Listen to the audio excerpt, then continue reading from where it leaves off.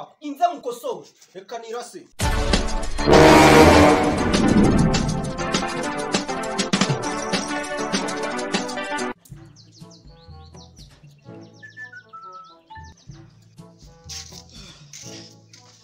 itashaka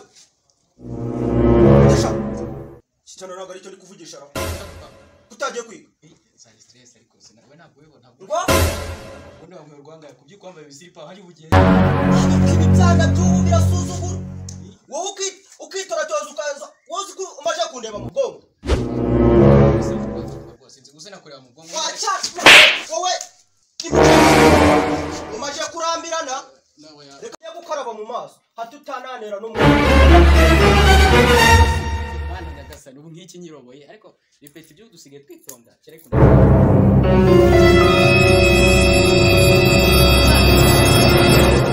bisuzugurara unakiriya koko hari cyo cyangwa ya mata kanzesha nawe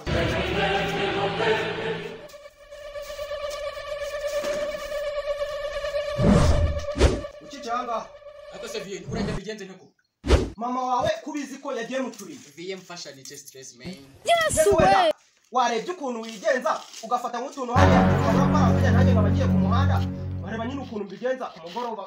tukarapotora ibi vie by'iki gihe reka nanjye nirasi imihanda ntari bigera amahodo vie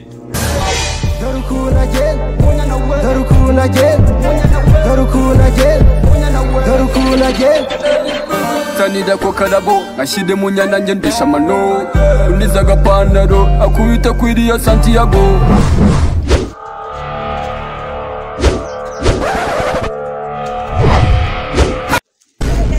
umva shako wisha kuko mena mwarimu wawe aje kukureba umva vie ntaragira icyo mvuga ahubwo shako wisha kuko namwatsaga icyo mvuga ko yapfuye napfuye bikore vuba ahubwo njyewe yes we kanze ture ubageza hano inyuma ubageza hano ishe vuba kitarakubika kubona nta kintu mubona mwe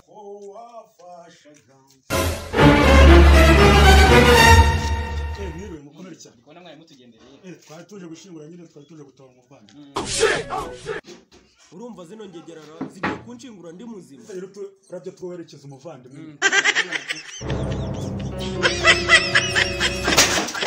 Akashimwe